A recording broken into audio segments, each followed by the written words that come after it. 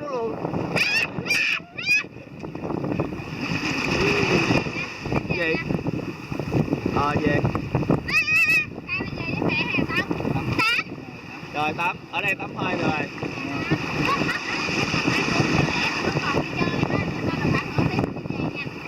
Rồi ok.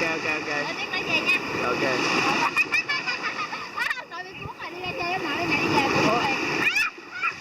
Nè dịnh ba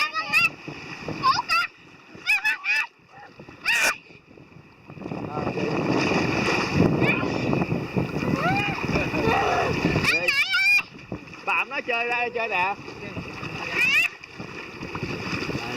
Đó bạn nó chơi.